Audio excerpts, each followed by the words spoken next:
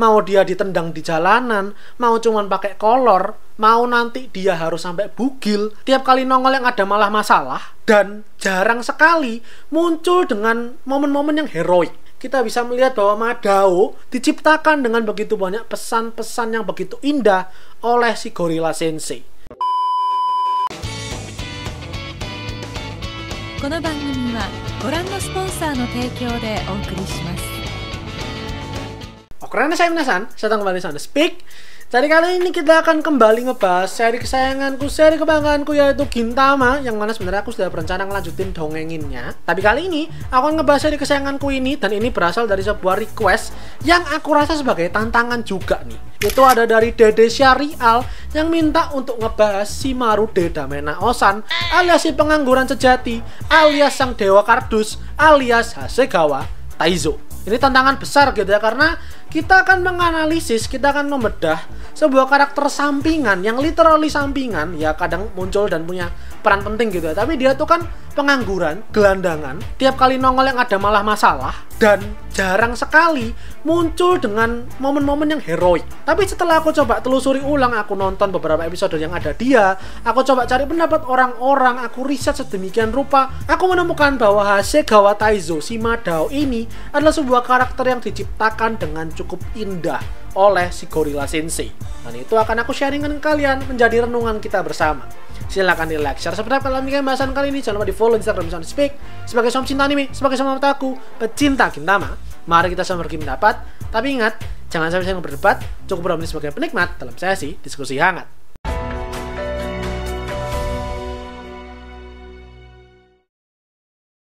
Hasegawa Taizo. Sebelum time skip umurnya itu 38 tahun buat kalian yang nggak ngerti. Setelah time skip dia baru umurnya 40-an, udah bener-bener jadi om-om nggak berguna. Dan ya kalian mengerti lah ya, di awal cerita hidupnya tuh enak, hidupnya bahagia, hidupnya mapan, karena dia itu kan anggota Bakufu gitu lah ya. Dia kan kepala bagian imigrasi, sehingga ya hidupnya cukup mapan saat itu. Tapi setelah itu, setelah bertemu dengan Pangeran Hata dan Ryo Yorozuya, hidupnya langsung berubah 180 derajat dikali 6 di pangkat 12. Meskipun begitu, ada 4 keindahan tadi aku udah bilang dari karakter ini. Dan yang pertama, itu adalah menjadi diri sendiri. Ini sebuah pesan yang tersirat tapi juga gamblang, diceritakan dalam Gintama kelihatannya, dan ternyata bisa kita temukan di karakter ini. Kalau kita ingat di episode 7, ketika pertama kali si Madao ini muncul, dia muncul sebagai kepala bagian imigrasi. Tadi aku udah bilang, hidupnya nyaman, dia tuh atasan, punya jabatan gitu lah ya, punya wewenang, dan ya udah hidupnya dia tinggal menjalani sesuai aturan, sesuai perintah dari atasannya dia. Yang penting hidup bisa enak. Dia bahkan bilang ke si Gintoki di awalnya itu bahwa ya udah kali kita tuh hidup sama alien, sama Amanto, enjoy aja, nikmati aja, adaptasi aja, gimana pun juga caranya supaya terhindar dari masalah, berdamailah dengan keadaan. Hingga akhirnya ketika dia bertemu dengan Pangeran Hata, minta dia untuk mencari guritannya yang hilang, dan akhirnya malah ketemu dengan Ryo Yorozuya dan tentunya Gintoki. Dia terinspirasi dengan aksi si Oon, dimana dia merasa bahwa selama ini mungkin dia bersembunyi dari perasaan sejatinya dia. Statement yang dia bilang tadi, kalau kita harus berdamai, hidup berdampingan dengan Amanto, dengan alien yang mana penjajah mereka, dalam hati kecilnya dia merasa bahwa ini salah. Dan dengan pukulannya, dia melontarkan para alien ke parat itu sambil merasa bahwa hidupnya tidak harus seperti ini lagi. Dia mengikuti kata hatinya dan dia akan menjadi samurai yang memperjuangkan negerinya.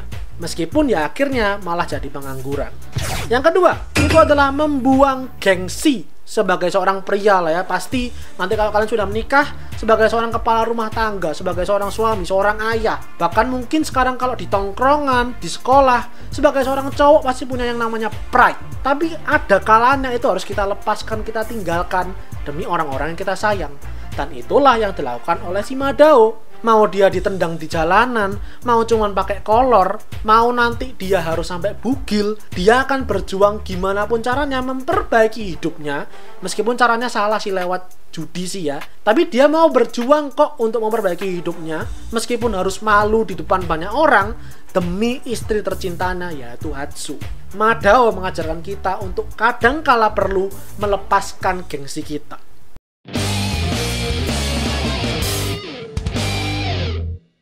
Yang ketiga, ini indahnya dari seorang Madao, memperhatikan orang lain bahkan di saat terpuruk. Kita lihat di episode 188. Kita bertemu dengan seorang bocah bernama Daigoro yang mengangkat si Madao sebagai anjing peliharaannya. Setelah diperlakukan sebagai anjing, akhirnya beberapa saat kemudian diperlakukan sebagai manusia. Diterima masuk ke rumahnya, diasuh, dirawat, hingga akhirnya si Madao bisa kembali lagi berfungsi sebagai manusia seutuhnya. Dia cobalah akhirnya ngelamar pekerjaan. Dia sampai di tahap interview. Ketika di interview, ternyata dia ketemu dengan seorang pria lain yang ternyata adalah ayahnya Daigoro. Si ayah Daigoro ini merasa dia pengen memperbaiki hidupnya karena dia juga seorang Madao. Dulu ayahnya punya pekerjaan, namun karena ada kecelakaan akhirnya dia tangannya lumpuh, nggak bisa bekerja, akhirnya cuma minum-minum di rumah dan sampai berselingkuh. Dan karena hal itu, hubungan dia dengan Daigoro anaknya dan istrinya itu renggang akhirnya. Tapi kini dia pengen insyaf, dia pengen tobat, pengen memperbaiki hidupnya, menjalin kembali hubungannya dengan keluarganya dia.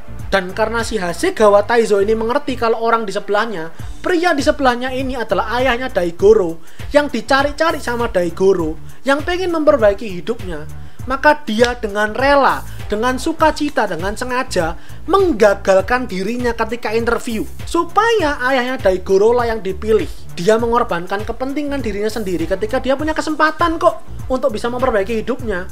Dia relakan untuk orang lain. Sekali lagi sama, episode 248 di Madao Dog Madaoner. Ketika si Madao bego ini mengikuti sebuah kuis Who Wants to be a Madaoner, entah bagaimana caranya dia bisa menjawab begitu banyak pertanyaan hingga akhirnya dia bisa memenangkan 10 juta yen sebagai hadiahnya.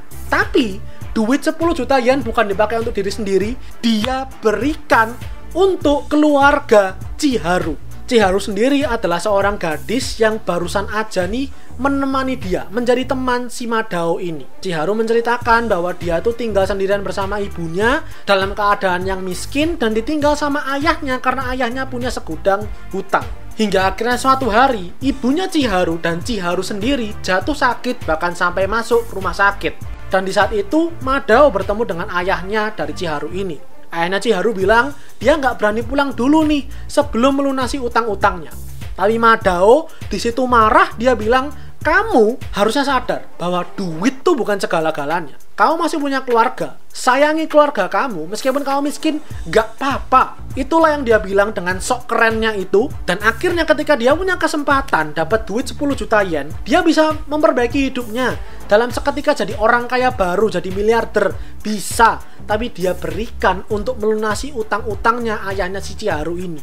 Meskipun sebenarnya utang ayahnya ini 20 juta yen ya, dia cuma berhasil melunasin 10 juta yen. Cuman ya udahlah, nggak apa-apa lah. Kita anggap bahwa bahkan di saat dia pengangguran, di saat hidupnya nggak enak, dia masih bisa melihat bahwa ada orang lain yang harus dia tolong. Yang keempat, itu adalah tentu jangan menyerah. Kita jelas dapat segudang pelajaran jangan menyerah dari begitu banyak karakter-karakter anime. Dan salah satunya adalah Hasegawa Taizo. Kita bisa lihat dia selalu berusaha untuk berjudi, meskipun ini salah sebenarnya sih ya. Jangan berjudi teman-temanku. Tapi setidaknya kita bisa lihat kalau dia tuh tidak mau menyerah dengan kehidupannya. Ketika ada kesempatan untuk mendapatkan uang lewat judi, dia coba, dan itu berkali-kali. Gak cuma sekali dua kali, mau mahjong, mau pachinko, mau balapan kuda, segala macem dicoba sama dia, dan dia gagal terus sih memang. Cuman setidaknya dia tidak mau menyerah. Atau yang lainnya tentunya jalan-jalan yang halal gitu ya. Kita bisa lihat kalau seringkali dia tuh membuka pintu rezeki dengan tidak menolak pekerjaan apapun. Mau jadi supir taksi dijabanin, buka stand karnaval juga oke, jadi office boy juga gas, karyawan resto juga mau, bahkan penjaga kolam renang juga disambut. Begitu banyak pekerjaan, meskipun dia cuma sebentar-sebentar doang karena selalu diganggu sama Yorozuya, makanya dia selalu dipecat. Cuman pelajaran yang bisa kita ambil bahwa dia selalu tidak mau menyerah dengan kehidupannya yang sekarang. Meskipun ya dia sering kali udah mau mati sih ya, udah ngerasa kayak di ujung jurang, udah mau ngerasa mending nyerah aja sama hidup. Tapi toh akhirnya dia selalu kembali dan selalu berusaha untuk merangkak naik, memperbaiki kehidupannya. Itu aja untuk kali ini. Kita bisa melihat bahwa Madao, si pengangguran, si gelandangan yang aneh ini, yang begok dan selalu sial ini, diciptakan dengan begitu banyak pesan-pesan yang begitu indah oleh si Gorilla Sensei. Silahkan di like videonya. Kalau kalian suka bahasan kali ini, jangan lupa berkomentar, di share teman-teman kalian, dan terakhir jangan lupa di follow Instagram Speak dan subscribe buat kalian menikmati lebih banyak konten anime dan manga, terutama Gintama di Sound Speak ini, karena anime dan manga itu yang aku suka dan kalian suka. So I'll see you guys in the next video. Itterasshai minasan.